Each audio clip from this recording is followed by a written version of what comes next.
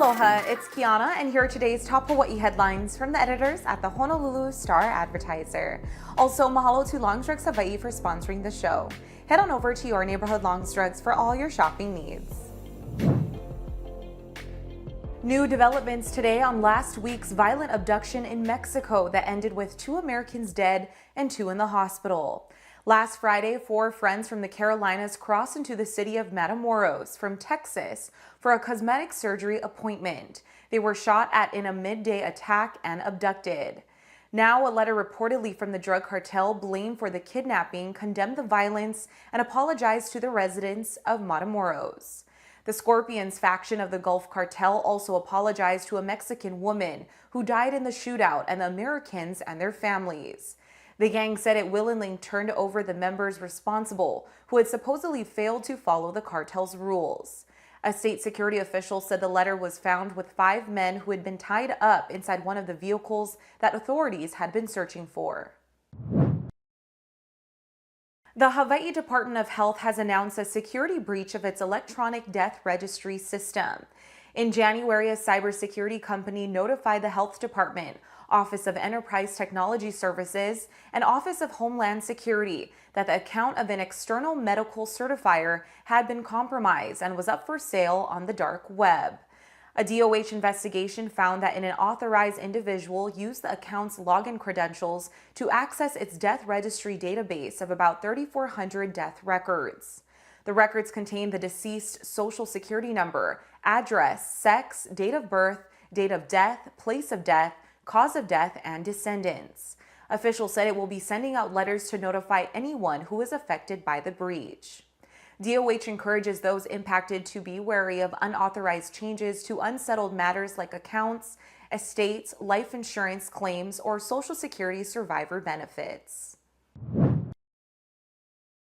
A 54-year-old man has been sentenced to 20 years in prison for holding his ex-girlfriend hostage and firing at police in a 2019 standoff in Pacific Palisades.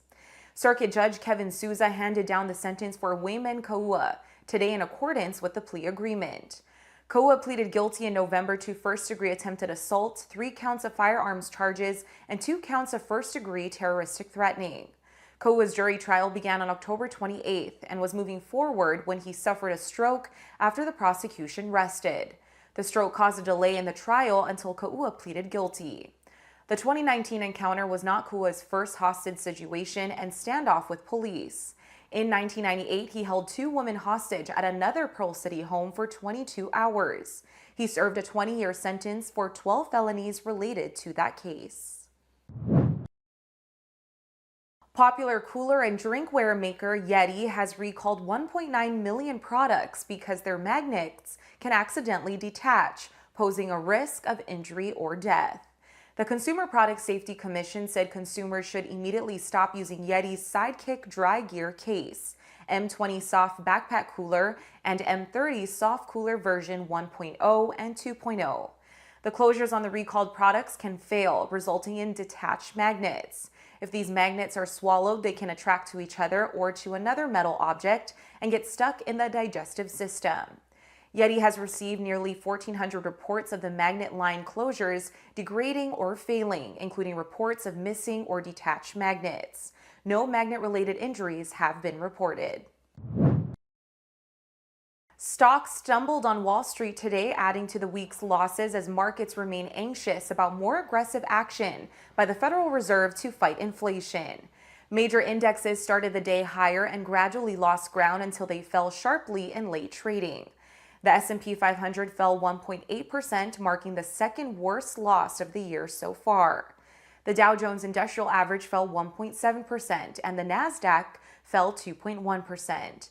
The slump follows 2 days of congressional testimony by Fed Chair Jerome Powell. Powell said the central bank was prepared to continue making big interest rate increases to bring inflation down to 2%. The figure stood at 5.4% in January. The Fed has already raised its key overnight rate to a range of 4.50% to 4.75%, up from about 0 at the start of last year. The policies risk slowing the economy too much and could cause a recession. For more on these stories and all the latest headlines, subscribe to the Honolulu Star Advertiser. Visit Hawaii's top source for breaking news online at staradvertiser.com and download the Star Advertiser mobile app. Mahalo, have a great day, and we'll see you back here tomorrow. I was able to earn my master's degree in 6 months at WGU. The competency-based learning made all the difference in the world because I was able to apply what I already know and move through those courses faster.